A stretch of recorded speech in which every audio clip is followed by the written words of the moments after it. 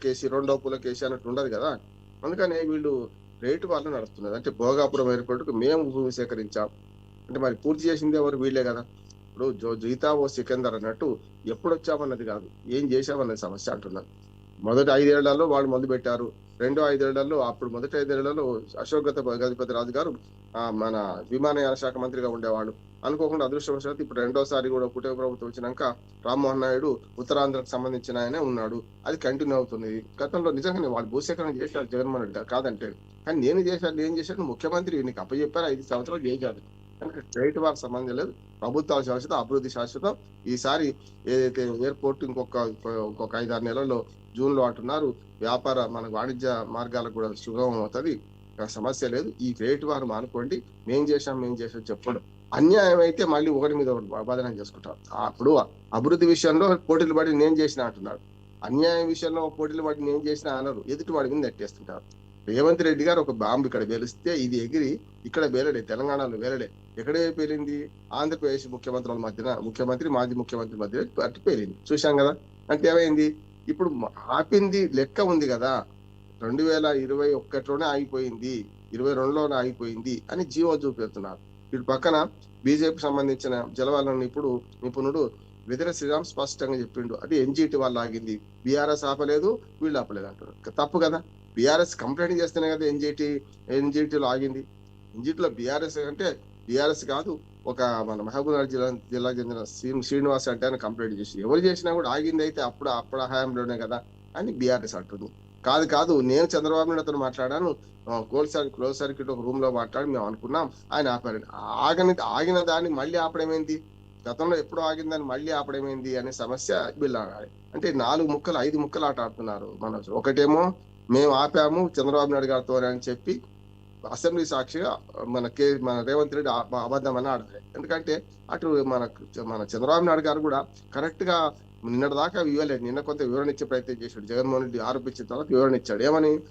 అప్పుడే ఆగిపోయింది అని. ఆగిపోయింది నిజమే కదా! ఎప్పుడు ఆగినా ఆగింది కదా! కానీ 100కి 90% పూర్తి అయిపోయినాయి. పనులు ఆగితేంది, కాలువ వెడల్పైపోయిందని బెదిరే శ్రీరామ్ అంటున్నాడు బీజేపీ. అసలు ఇదంతా విడిచిపెట్టి బండి సంజయ్ ఏమంటున్నాడు? అసలు ఆపింది మేమే అంటున్నాడు ఆయన. చాలా గమ్మత్తుగా ఉంది. అంటే అది క్రియేట్ వారు కాదు. ఇప్పుడు అన్యాయం మీద ఎదుటివాడి మీద బట్టగాల్చి మీద వేయడం అంటున్నాను నేను. ఆగింది నిజమా కాదా? ఇప్పుడు నిజ నిర్ధారణ కమిటీ అన్నారు కదా! నిజంగానే రేవంత్ రెడ్డి గారు అన్నట్టు అటు ముఖ్యమంత్రి, ఇటు ముఖ్యమంత్రి, అటు ప్రతిపక్ష నాయకుడు, ఇటు ప్రతిపక్ష నాయకుడు, మధ్యన కేంద్రం నిట్టాడు. అందరూ కలిసిపోయింది. ఆగిందా లేదా చూడండి. సమస్య అది కాదు కదా! అంటే ఆపడానికి కూడా క్రియేట్ వారే. ఆపినం అనే దానికి కూడా పోతిరెడ్డిపాడు, కాలువ వెడల్పు ఆపడం కూడా క్రియేట్ వారే అంటున్నారు. జీవోలు ఉన్నాయి. ముంజేది కంగడానికి అర్థమైంది మనోజ్. మనకు జీవోలు ఉన్నాయి. ఎప్పుడు ఆగిందో తెలుసు.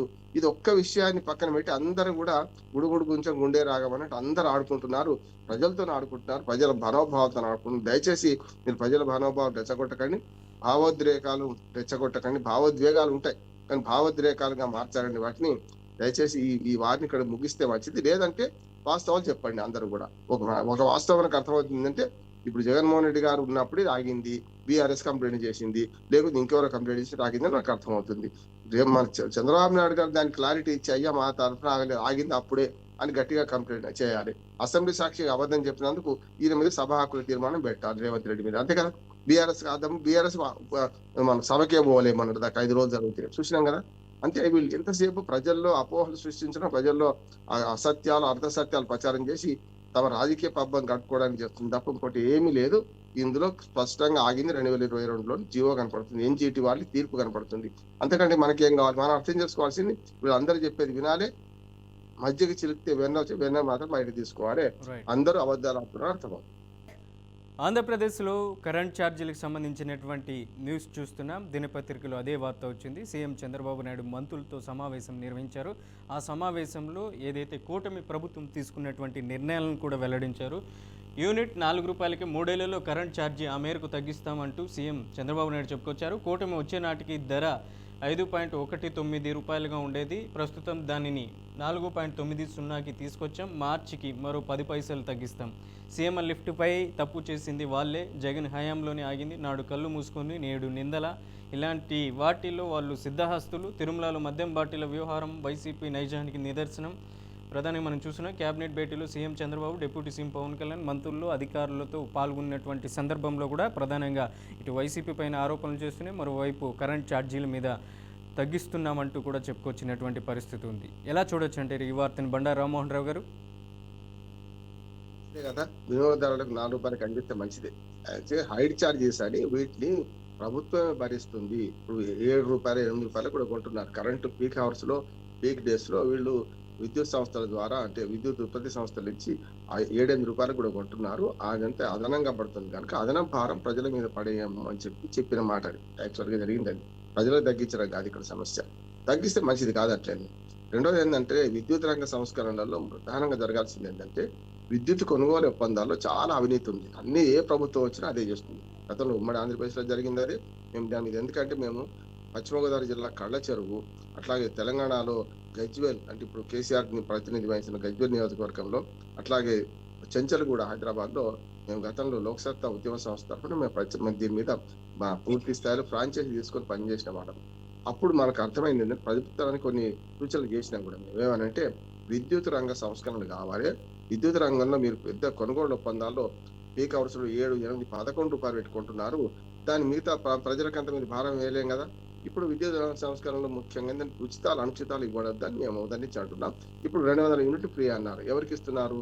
మన తెల్ల రేషన్ కార్డు ఉన్న వాళ్ళకి ఇస్తున్నారు. అది చాలా మంది తెల్ల రేషన్ కార్డు డాక్టర్లకు, ఇంజనీర్లకు, అడ్వకేట్లకు, ప్రభుత్వ ఉద్యోగులు తప్ప ఆల్మోస్ట్ చాలా మందికి ఉన్నాయి. 30 ఎకరాల ఆసామి కూడా మీకు తెల్ల రేషన్ కార్డు ఉంది. ఇది తప్పే కదా. నిజంగా చెప్పాలంటే 200 యూనిట్లు అని చాలా ఎక్కువ అంటున్నాడు. గతంలో 50 యూనిట్లు ఉన్న వాళ్ళకు, ఎస్సీ ఎస్టీలకు, ఒకటే బెడ్రూమ్ ఉన్న వాళ్ళకు, ఒకే ఇల్లు, ప్రభుత్వ ఇల్లు పొందిన వాళ్ళకి మాత్రం 50 యూనిట్లు ఫ్రీ ఉండేది. ఇప్పుడు 200 యూనిట్లు చేసి మధ్యతరగతి వాళ్ళకి కూడా అంతే ఇచ్చేశారు. నష్టం ఏముంది? ఇప్పుడు ఈ నష్టం అంతా ఎవరు భరించాలి? మాలాంటి వాళ్ళని భరించాలి. ఎవరైతే ఈ సబ్సిడీకి అర్హులు కాదో వాళ్ళందరూ భరించాలి కదా. అంటే వాళ్ళని కొట్టి వీళ్ళ మీద వేస్తున్నారు కదా. నాకేమో ₹7 బిల్లు, కొందరికేమో రూపాయి లేకుండా బిల్లు. తప్పు కదా. అందుకని విద్యుత్ రంగ సంస్కరణలు, విద్యుత్ సంస్థలు నష్టపోవడానికి కారణం ఈ ప్రభుత్వ విధానాలే. దీని మీద సంస్కరించాలంటున్నాడు. అందుకని మనకు ఆకర్షణీయంగా ఉంటుంది. ఫ్రీ ఇస్తా అంటే ఎవరికి వద్దంటారు? ఫ్రీ వస్తే ఫినాయిల్ కూడా తాగుతా అంటాడు వాడైనా. కానీ ప్రజలకు అవసరం ఉన్న విషయాలు విద్య, ఆరోగ్యం, ఉపాధి కల్పన పక్కన పెట్టి ఇట్లాంటి అన్నిట్లలో ఫ్రీ ఇస్తాం, ₹4 కరెంట్ ఇస్తాం యూనిట్ కి అంటే ఎవరు అడుగుతున్నారు మిమ్మల్ని? ఉత్పత్తి రేటు తగ్గించండి, హైడ్రల్ ప్రాజెక్టులు పెంచండి, ముఖ్యంగా సోలార్ ప్రాజెక్టులు పెంచండి, విండ్ ప్రాజెక్టులు పెంచండి, సాంప్రదాయేతర ఇంధన వనరులను సృష్టించండి. దాని ద్వారా మీ కరెంట్ ఛార్జీలు తక్కువ చేయండి. కానీ ఎవరికో ఫ్రీ ఇచ్చి ఇంకోరి మీద భారం వేయడం మాత్రం సరైనది కాదంటున్నాను. ఇది విద్యుత్ రంగ సంస్కరణకు ఆద్యుడు ఆయన. చంద్రబాబు నాయుడు గారు చాలా ఆలోచనతున్నామన్నారు. వారి హయాంలో మేము రాష్ట్రం అంతా ఈ విద్యుత్ రంగ సంస్కరణ మీద కమిటీలు వేసినాం, పనిచేసినాం.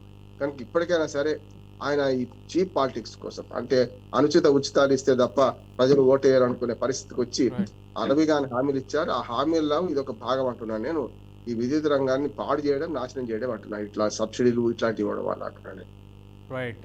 నెక్స్ట్ మమతా బెనర్జీకి సంబంధించినటువంటి వార్తను చూస్తున్నాం. పశ్చిమ బెంగాల్లో ఈడీ వర్సెస్ దీదీ అన్నట్టుగా తయారైనటువంటి ఉంది. ఒక్కసారిగా ఈడీ అధికారులు రైడ్స్ చేశారు. ప్రధానంగా కోల్కతాలో ఐపాక్ కార్యాలయంలో సోదాలపై బగ్గుమన్న బెంగాల్ సీఎం. బొగ్గు కుంభకోణంపై దర్యాప్తులో భాగంగానే తనిఖీలన్న ఎన్ఫోర్స్మెంట్ డైరెక్టరేట్. ఆ పేరుతో తృణమూల్ సమాచారం తీసుకొని వెళ్లారని మమత మండిపడుతుంది. ప్రతీక్ జైన్ నివాసానికి సీఎం వెళ్లడంతో బెంగాల్లో ఒకసారిగా హైడ్రామా చోటు చేసుకుంది. ఎలా చూడొచ్చు అంటారు బెంగాల్ ఎన్నికలు ముంచుకొస్తున్న వేళ ఈడీ రైడ్స్ని? ఈడీ అంటే రైడ్ చేస్తుందంటే ఖచ్చితంగా మోడీ వెనుక ఉన్నాడని మనకి అందరికి అర్థం అవుతుంది. ఎక్కడైతే ప్రతిపక్ష పార్టీలు ఉంటాయో, ఎక్కడైతే ఉంటుందో అక్కడ ఈడీ రైడ్ చేస్తుంది. అది జగమైన సత్యం. గతంలో సిబిఐ అంటే కాంగ్రెస్ బ్యూరో ఆఫ్ ఇన్వెస్టిగేషన్ అని వీళ్ళు అన్నట్టే ఇవాళ ఈడీని పూర్తిగా మోడీగా మార్చేశారు. చూస్తున్నాం మనం. నిన్న హైడ్రామా ఏంటంటే సాక్షాత్తు ముఖ్యమంత్రి, పశ్చిమ బెంగాల్ ముఖ్యమంత్రి ఏదైతే ఐపాక్ సంస్థ ఆఫీస్ మీద వాళ్ళు దాడి చేయగానే వెళ్ళి తనకు అవసరమైన పార్టీని బయట తీసుకొచ్చి మనకు ప్రదర్శించింది కూడా. ఇది నా అవసరమైంది, నా రహస్య ఫైలు వాళ్ళకి అవసరమైంది ఎన్నికల్లో అని. ఈడీ ఏమంటుందంటే పరస్పరం కేసులు పెట్టుకున్నారు. ఈడీ మీద స్థానిక పోలీసులు కేసులు పెట్టారు. స్థానిక పోలీసుల మీద ముఖ్యంగా మమతా బెనర్జీ మమ్మల్ని మా పనిని అడ్డుకుందని చెప్పి మమతా బెనర్జీ మీదనే ఈడీ కేసులు పెట్టింది. మనకు కోర్టులో, సిబిఐ కోర్టులో దాఖలు చేసింది. అంటే చూస్తున్న మనకు అర్థమైంది ఏంటంటే ఒక 2 రాజ్యాంగ సంస్థలు, ఇటు పక్కనే స్టేట్ గవర్నమెంట్, అటు పక్కన ఈడీ పోలీసులు పరస్పర కేసులు పెట్టుకోవడం, ముఖ్యమంత్రి దాకా పోవడం చూస్తున్నాం మనం. ఆమె మాకు విధులకు ఆటంకం కలిగించింది. మేము ఈడీ దాడులు చేస్తుంటే ఆటంకం కలిగించిందని చెప్పి వాడు పెడుతున్నారు. అంటే ఇంత హై పీచ్ కి చేరుకుంది రాజకీయాలు అంటున్నాడు. ఆమె తన ఫైల్ తీసుకొని బయటకు వచ్చి, మేము గతంలో ఏదైతే మేము మా వ్యూహాత్మకంగా ఎన్నికల్లో గెలుస్తామని భయంతోనే, గతంలో ఇప్పుడు గెలుస్తున్నామని చెప్పే భయంతోనే వీళ్ళు కేంద్ర ప్రభుత్వం దాడులు చేయించని బహిరంగంగా ఆమె జైన్ మన ఇంటికి వచ్చినప్పుడు మాట్లాడింది. బయట బహిరంగంగా మాట్లాడింది. రెండోది ఈడీ ఏమంటుందంటే, వీళ్ళ డబ్బులు ఇవైతే వ్యూహాత్మకంగా చేస్తున్నారు తప్ప ఇవన్నీ డబ్బులు ఇక్కడి నుంచే ట్రాన్స్ఫర్ అయినాయి. మొన్నటి గోవా ఎన్నికల్లో వీళ్ళు తృణమూల్ కాంగ్రెస్ కూడా పోటీ చేసింది కదా, అందుకని వాటికి ఎన్నికల్లో డబ్బు సప్లై చేయడానికి వీళ్ళే చేశారు, కనుక అక్రమ లావాదేవీలు జరిగినాయి, దానికోసం మేము వచ్చామని చెప్పేమో ఇప్పుడు వీళ్ళు అంటున్నారు. గోవా ఎన్నిక జరిగి ఇవాళ నిన్న అప్పటి నుంచి ఏం చేశారు వీళ్ళందరూ కూడా, ఈడీ ఏం చేసింది, లేకపోతే పోలీసులు ఏం చేశారు అంటే మనకు అర్థమవుతుంది. ఈ ఈ బెంగాల్ ఎన్నికల్లో కేవలం మమతా బెనర్జీని మన హరాజ్ చేయడానికే, మమతా బెనర్జీని ఇబ్బంది పెట్టడానికే ఈ దాడులు చేస్తున్నారని అనిపిస్తుంది మనకు. అంటే చాలా వరకు వాషింగ్ పౌడర్ నిర్మా అన్నట్టు బీజేపీలో ఎంత దుర్మార్గులు చేరినా, ఎంత అవినీతి పనులు చేరినా వాళ్ళు పరిశుద్ధమైపోతారు, బయట ఉంటే మాత్రం దుర్మార్గులు అవుతారు. చూస్తున్నాం మనం. ఇప్పుడు హైప్ క్రియేట్ చేసి ఈ ఎన్నికల్లో, రేపటి ఎన్నికల్లో బీజేపీ గెలిచే ఆలోచన చేస్తుంది. మమ్మల్ని కేంద్ర ప్రభుత్వం తన అధికారాలు ఉపయోగించుకొని ఇట్లా రాజ్యాంగబద్ధ సంస్థలను మా మీద ఉసిగొలుపుతుంది, సిబిఐని కానీ ఈడీని కానీ అని చెప్పి ప్రతిపక్షాలు మన అధికార పక్షం అక్కడ పశ్చిమ బెంగాల్లో మమతా బెనర్జీ ఆరోపిస్తున్నారు. ఈ ఆరోపణలు చాలా వరకు నిజం ఉంది అంటున్నారు. ఎందుకంటే ఎన్నికలు అప్పుడే ఇది చేస్తున్నారంటే అవసరమైన వ్యక్తులను ఈ అధికార పార్టీ దూరం చేయడానికి చేస్తున్నారు. రాజకీయంగా ఎదుర్కోవాలి, ప్రజల నుంచి విధానాల పరంగా ఎదుర్కోవాలి కానీ తమ సంస్థల మీద ఉసిగొలిపి, అంటే మన వరకున వేట కుక్కలాగా ఉసిగొలిపి ఇట్లాంటి రాజకీయం చేస్తే మంచిది కాదని ప్రతిపక్షాలన్నీ అంటున్నాయి. Right. Next United states of అమెరికాకు సంబంధించినటువంటి అంతర్జాతీయ వార్తలు చూద్దాం.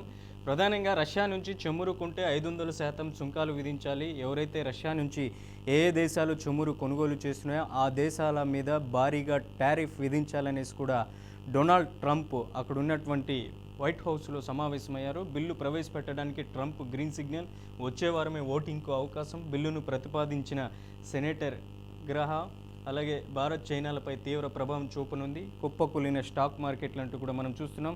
7.69 లక్షల కోట్ల మదుపరుల సంపద ఒక్కసారిగా ఆవిరైపోయింది.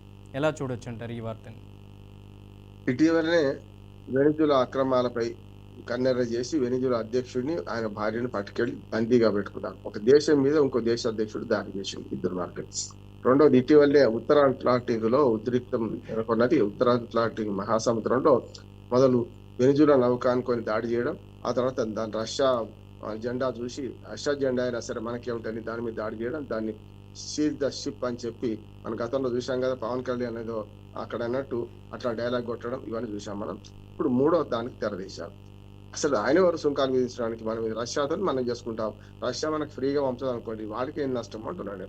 అంటే ఉక్రెయిన్ యుద్ధం ఆగాలంటే మనం అంట చమురు కొనొద్దట, కానీ వాళ్ళు కొంటారట. రష్యా నుంచి వాళ్ళు చమురు కొంటారు, వెనిజులా లాంటి దేశాన్ని ఆక్రమించుకుంటారు, అట్లానే ఫిలిప్పీన్స్ దేశం మీద దాడి చేస్తామంటారు, ఇరాన్ అధ్యక్షుడు సద్దాం హుసేన్ చంపేస్తారు.